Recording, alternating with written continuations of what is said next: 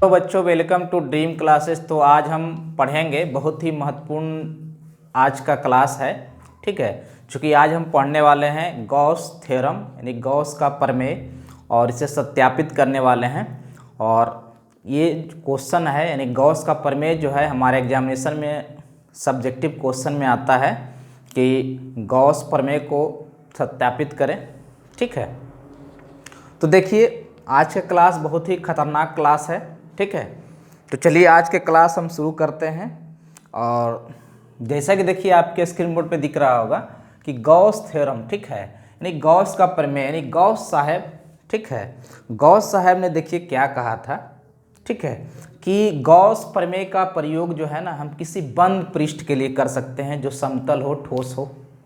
ठीक है, तो क्या कहा था गॉस, देखिए गॉस के अनुसार, गॉस साहब ने कहा था, नहीं, गॉस का नियम, ठीक है, इसे आप नोट कर सकते हैं। ठीक है, गॉस साहब ने कहा था कि किसी बंद पृष्ठ, किसी बंद पृष्ठ, ठीक है, क्या कहा था कि किसी बंद पृष्ठ से गुजरने वाले, बंद पृष्ठ से गुजरने वाले, ठीक है, कुल विद्युतीय फ्लक्स, कुल विद्युतीय फ्लक्स, ठीक है, क्या बताया था कि किसी बंद पृष्ठ से गुजरने वाले कुल विद्युतीय फ्लक्स उस पृष्ठ पर, उस पृष्ठ पर परिबद्ध कुल आवेश का, कुल आवेश का 1/ε0 गुना होता है। कुल आवेश का 1/ε0 गुना होता है। ठीक है, यही हमारा गॉस का प्रमेय है कि किसी बंद पृष्ठ से गुजरने वाले कुल विद्युतीय फ्लक्स उस पृष्ठ पर परिबद्ध, यानी कि उस पृष्ठ पर कुल जो आवेश है, ठीक है, आवेश का 1/ε0 गुना होता है। ठीक है, ये पॉइंट याद रखना है हमें कि कुल आवेश का 1/πε0 गुना होता है। ठीक है, गॉस साहब ने यही बताया था।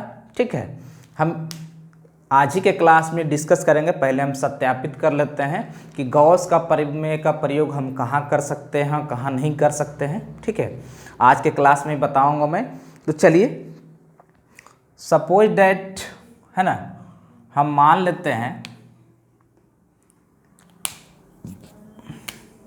देखिए ये जो सरफेस है इसको हम एस कहते हैं, ये पूरा सरफेस है, और ये लेयर है। ठीक है, इस लेयर को हम बोलते हैं गॉसियन सरफेस बोलते हैं, यानी गॉसियन इसको पृष्ठ भी कहा जाता है, गॉसियन पृष्ठ इसको कह सकते हैं। ठीक है, ये सरफेस जो है, ये बाउंड्री जो है हमारा गॉसियन पृष्ठ कहलाता है, और ये सरफेस जो है इसको एस से डिनोट करते हैं। ठीक है, तो मान लेते हैं, माना कि बंद पृष्ठ, बंद पृष्ठ पर, बंद पृष्ठ पर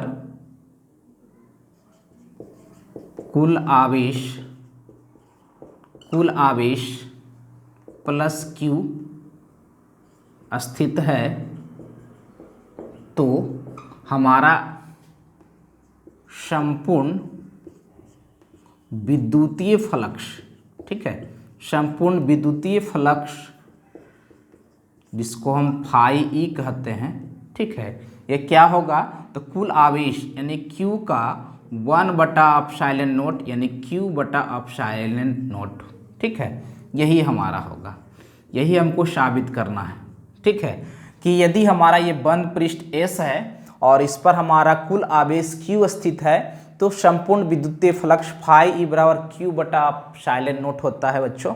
ठीक है, यही हमें प्रूफ करके बतानी है। ठीक है, तो चलिए हम अब इसको सत्यापन करते हैं और हम देखते हैं कि इसका प्रूफ क्या हो सकता है। इसे आप नोट कर सकते हैं। ठीक है, चलिए,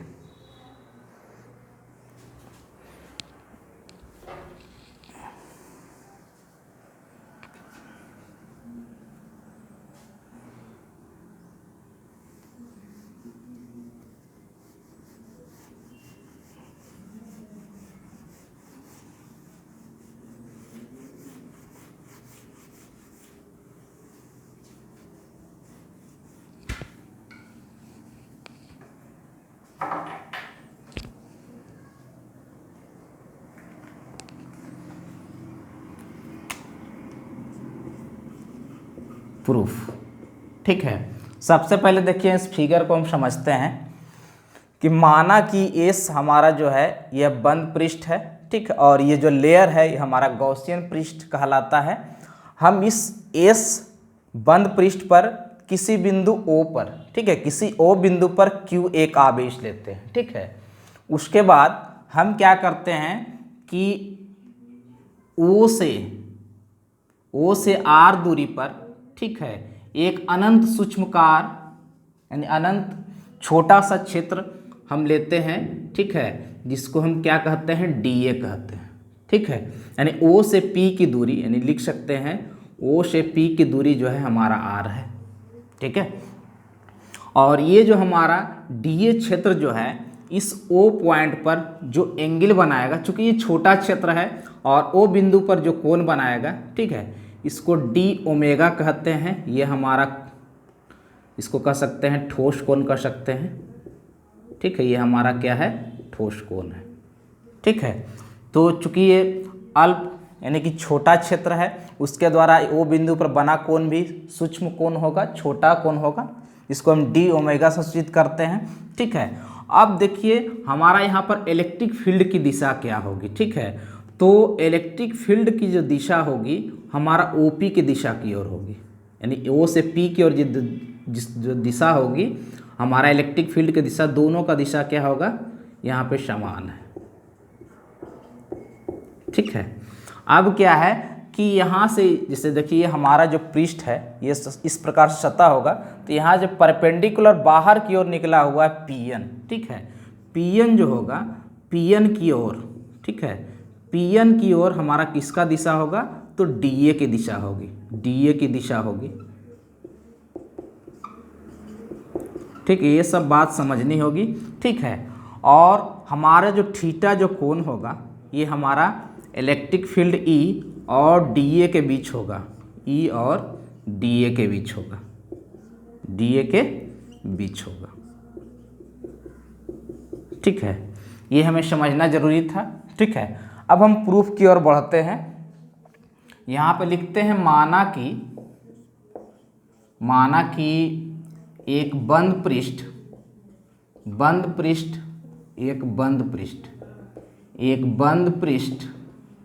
S है। ठीक है, हमने मान लिया कि ये पृष्ठ जो है ये बंद पृष्ठ है। ठीक है, और बंद पृष्ठ के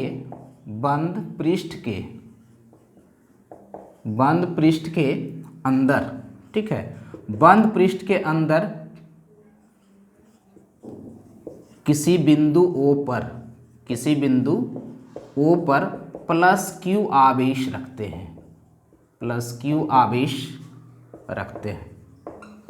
ठीक है, जो फिगर में हमने समझाया उसी को लिख रहे हैं कि अंदर किसी बिंदु O पर +Q आवेश रखते हैं।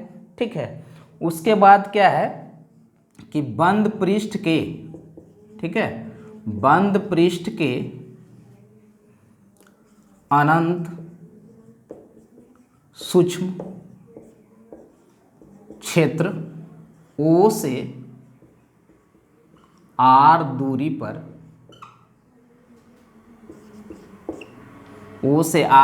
रखते हैं। ठीक है, यानी O से R डिस्टेंस पर हम क्या रखते हैं, एक सूक्ष्म क्षेत्र रखते हैं। ठीक है, चलिए अब क्या है, आगे हम क्या करते हैं कि +Q आवेश के कारण, ठीक है, P बिंदु पर विद्युत क्षेत्र की गणना करते हैं। P बिंदु पर विद्युत क्षेत्र, ठीक है, इसको इलेक्ट्रिक फील्ड कहते हैं। ये हमारा इलेक्ट्रिक E बराबर जो होगा 1/4 pi epsilon not R into Q बटा क्या होगा, R होगा, जिसकी दिशा OP की ओर होगी, जिसकी दिशा जो होगी इस इलेक्ट्रिक फील्ड की दिशा जो होगी OP की ओर होगी। ठीक है, इसको हम इक्वेशन फर्स्ट कह सकते हैं। ठीक है, उसके बाद हमें क्या करना है, उसके बाद क्या है कि ये क्षेत्रफल DA की दिशा जो है, ये PN जो है क्षेत्रफल DA की दिशा आपको बता रहा है। ठीक है, ये तो लिखना कोई ज़रूरी नहीं है। अब लिखते हैं हम क्षेत्रफल क्षेत्रफल DA, ठीक है, क्षेत्रफल DA से गुजरने वाले से बाहर की ओर, ठीक है, बाहर की ओर गुजरने वाले, बाहर की ओर गुजरने वाले विद्युत फ्लक्स, विद्युत फ्लक्स, ठीक है, इसको हम लिख सकते हैं डी फाई बराबर ई डॉट डी ए, ठीक है, और E D dot D A को लिख सकते हैं हम ई डी ए कॉस थीटा, ठीक है। और यदि हम यहाँ संपूर्ण फ्लक्स की बात करें तो हमारा समाकलन का यहाँ चिन्ह लगाना होगा, ये हो जाएगा ई D A cos theta, E D ए क्या हो जाएगा, कॉस थीटा हो जाएगा, ठीक है। इसको हम क्या कर सकते हैं, इसको हम इक्वेशन 2 मान सकते हैं। आप अच्छी तरह से पहले इसको नोट कर लो, ठीक है, कि सबसे पहले हमने क्या निकाला कि प्लस क्यू आवेश के कारण पी बिंदु पर इलेक्ट्रिक फील्ड, ठीक है, ये हमारा हो गया 1/4 पाई एप्सिलॉन नॉट क्यू बटा आर, और ई के जो दिशा होगी यहाँ पे, ठीक है, डायरेक्शन भी दे सकते हैं, वो हमारा ओ से पी की ओर होगी, इस डायरेक्शन वाला इलेक्ट्रिक फील्ड होगा। उसके बाद हमने निकाला कि क्षेत्रफल डी ए, ये जो क्षेत्रफल डी ए है बाहर की ओर इसका डायरेक्शन दिया हुआ है, ठीक है, गुजरने वाला विद्युत फ्लक्स जो कि धनात्मक होता है, पृष्ठ से लंबवत जो बाहर निकलता है वो हमारा इलेक्ट्रिक फ्लक्स धनात्मक होता है। डी फाइव बराबर ई डॉट डी ए यानी ई डी ए कॉस थीटा। यदि यहाँ हम संपूर्ण फ्लक्स की बात करें तो हमारा E D A cos theta हो जाएगा, ठीक है। अब हम क्या करेंगे कि समीकरण 2 में है ना ई का मान रखेंगे, इसके आगे हम क्या करेंगे, इसको आप नोट कर सकते हैं, इसके आगे हमें क्या करना है, समीकरण 2 से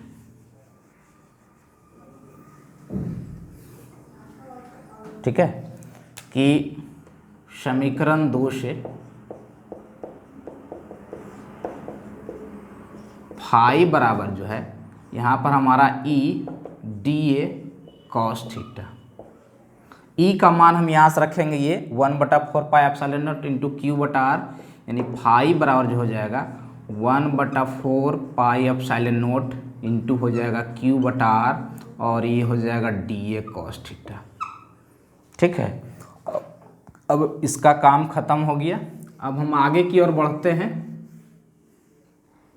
ठीक है, और इसमें जो है हमारा Q/4 पाई एप्सिलॉन नॉट को बाहर कर देते हैं, तो ये समाकलन का चिन्ह होगा, ठीक है, और ये बच जाएगा हमारा D A cos theta, oh sorry बटा आर स्क्वायर ना, यहाँ पर बटा क्या हो जाएगा, आर स्क्वायर हो जाएगा, ठीक है, थोड़ा सा मिस्टेक हो गया, उसको सुधार लीजिएगा, ठीक है। अब हमारा यहाँ इलेक्ट्रिक फील्ड जो है इस प्रकार से आ गया, और चूंकि ये साइक्लिक है, ये बंद पृष्ठ है, ये बंद पृष्ठ है, इसलिए यहाँ पर हम यहाँ पर इस तरह का नोटेशन दे सकते हैं। और ये जो है हमने पढ़ा था कि डी ओमेगा बराबर जो होता है ये होता है डी ए कॉस थीटा और बटा आर स्क्वायर होता है, ठीक है। तो यहाँ पर हम लिख सकते हैं फाई बराबर क्यू बटा एप्सिलॉन नॉट, और ये हो जाएगा, ठीक है, डी ओमेगा, ठीक है। तो डी ओमेगा यहाँ समाकलन का मतलब कुल योग होता है, ठीक है। तो यहाँ पर टोटल एंगल, तो देखिए यदि टोटल एंगल की बात की जाए यहाँ पे, ठीक है, तो टोटल यहाँ पर हमारा ठोस कोण जो होगा वो हमारा हो जाएगा, ये हो जाएगा Q/4 पाई एप्सिलॉन नॉट, और ये हो जाएगा हमारा ओमेगा, और ओमेगा का मान यहाँ 4 पाई स्टीरेडियन होगा, ठीक है। यहाँ ओमेगा का मान जो होगा 4 पाई स्टीरेडियन होगा, ठीक है। और यानी कि हम रख सकते हैं फाई बराबर Q/4 पाई एप्सिलॉन नॉट, और यहाँ 4 पाई हो गया, 4 पाई कट गया, और यहाँ Q/एप्सिलॉन नॉट होगा, ठीक है।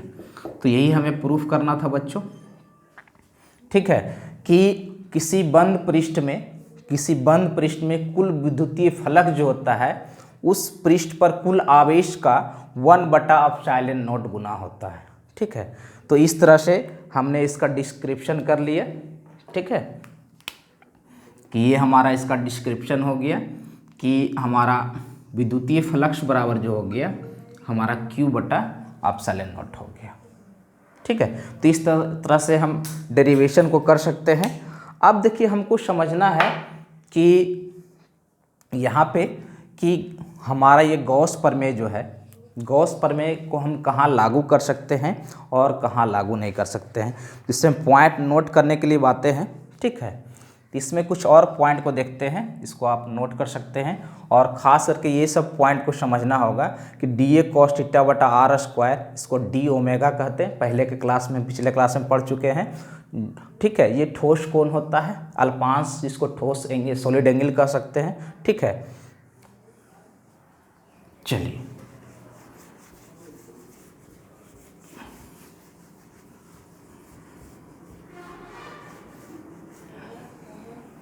देखिए, अब क्या है, इसमें से कुछ केस देख लेते हैं, ठीक है। सपोज डैट हमारा जो है इस तरह से, इसमें बहुत सारा चार्ज है, Q1 है, Q2 है, Q3 है, Q4 है, ठीक है। इसी प्रकार से यदि हमारा यहाँ पे मान लीजिए n आवेश इस पे रखा हुआ है, तो वहाँ पे यदि हमको कुल विद्युतीय फ्लक्स यानी फाई काउंट करना होगा, ठीक है, तो हम लिखेंगे 1/ε0 और यहाँ पे हम लगाएंगे सिग्मा क्यू, ठीक है। सिग्मा क्यू का मतलब यहाँ पे हो जाएगा 1/ε0 और ये हो जाएगा Q1 plus Q2 plus Q3 dot dot, और इसको हम Q1 लिख सकते हैं। इस तरह का ऑब्जेक्टिव क्वेश्चन आता है, तो इस पे आधारित यानी गॉस प्रमेय पर ये समझिए, इसका कंसेप्ट का कुछ अंश है, ठीक है, जिसको हम समझ सकते हैं कि इस पर बंद पृष्ठ पर यदि बहुत सारा आवेश हो तो हम यदि विद्युतीय फ्लक्स की गणना की जाए तो हम इस फार्मूला के द्वारा, ठीक है, इस फार्मूला के द्वारा हम क्या कर सकते हैं बच्चों, इसको कैलकुलेट कर सकते हैं, ठीक है। ये तो हो गया हमारा पहला पॉइंट, इसको कर सकते हैं कि यदि बंद पृष्ठ के अंदर बहुत सारा आवेश हो तो हम विद्युतीय फ्लक्स की गणना कैसे करेंगे, ठीक है। अब जैसे कि मान लिया जाए, दूसरा पॉइंट इसमें देखते हैं। दूसरा पॉइंट क्या है, देखिए दूसरा पॉइंट क्या है कि यदि आवेश, ठीक है, कहता है कि यदि आवेश हमारा जो है पृष्ठ के बाहर हो, पृष्ठ के बाहर स्थित हो, पृष्ठ के बाहर स्थित हो, तो उस स्थिति में, ठीक है, उस स्थिति में यदि हम विद्युतीय फ्लक्स की गणना करें, ठीक है, उस स्थिति में विद्युतीय फ्लक्स की बात करें हम, तो विद्युतीय फ्लक्स जो होगा वो हमारा शून्य के बराबर होगा, शून्य के बराबर होगा, ठीक है। तो इस तरह से ये हमारा दूसरा कंसेप्ट कह सकते हैं कि पृष्ठ के अंदर था तो हमारा विद्युतीय फ्लक्स बराबर Q/ε0 था, और जब पृष्ठ के बाहर यदि हमारा आवेश है तो उस स्थिति विद्युतीय फ्लक्स क्या होगा, शून्य होगा, ठीक है। अब हम इस पे कुछ महत्वपूर्ण बातें करेंगे, चूँकि ये सब एग्जामिनेशन में क्वेश्चंस आते हैं, ठीक है। क्या भाई, तो गॉस प्रमेय का प्रयोग कहाँ करेंगे, गॉस का प्रयोग, ठीक है। तो गॉस का प्रयोग हम कहाँ करेंगे, गॉस थ्योरम का, इसे हमको समझना होगा, ठीक है। तो सबसे पहले कि पहला लिख सकते हैं आप कि गॉस प्रमेय का प्रयोग किसी बंद पृष्ठ के लिए, किसी बंद पृष्ठ के लिए कर सकते हैं, ठीक है, जहां उस पृष्ठ की आकृति कुछ भी हो, ठीक है। पहला पॉइंट इसे आप नोट कर सकते हैं, ठीक है, कि गॉस का प्रयोग पर किसी बंद पृष्ठ के लिए कर सकते हैं जहां उस पृष्ठ की आकृति आकार पे हमको नहीं जाना है, कहीं भी हम कर सकते हैं, ठीक है। चलिए दूसरा क्या है कि हम पहले बता चुके हैं कि ये जो हम पृष्ठ लेते हैं उसको हम गॉसियन पृष्ठ कह सकते हैं, गॉसियम, ठीक है। और इसके सबसे बड़ी चीज़ क्या है ना कि गॉस प्रमेय का प्रयोग, ठीक है, गॉस प्रमेय का प्रयोग, ये पॉइंट बहुत नोटेबल पॉइंट है, ठीक है। सममित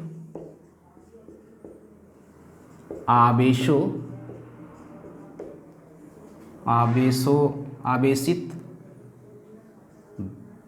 के विन्यास के लिए किया जाता है।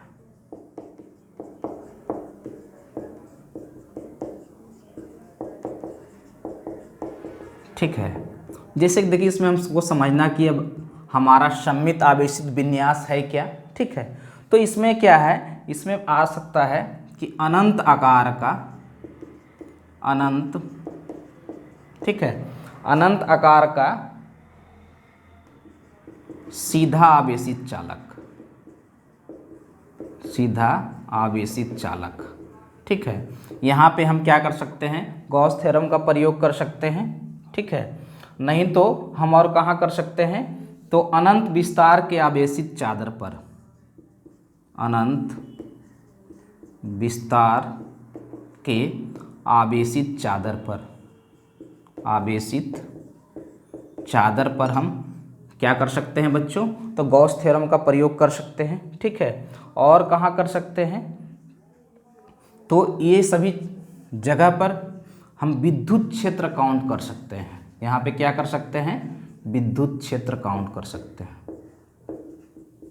विद्युत क्षेत्र की गणना कर सकते हैं, ठीक है। ये मुख्य 2 पॉइंट है, इससे बहुत सारा पॉइंट है लेकिन ज़्यादातर मुख्य 2 ही पॉइंट पर फोकस करते हैं, ठीक है। तो आज के क्लास में हमने पढ़ा कि गॉस थ्योरम क्या है, यानी गॉस प्रमेय क्या है, गॉस प्रमेय कैसे सत्यापित होता है, ठीक है, और गॉस प्रमेय का हम प्रयोग कहाँ कर सकते हैं, ठीक है। और क्या है ना कि थोड़ा कहीं भी यदि कैलकुलेशन मिस्टेक हो गया होगा, ठीक है, उसके लिए माफ़ी चाहता हूँ, ठीक है। ऐसे डेरिवेशन जो मैंने जो बताया है उसी के अनुसार आप लोग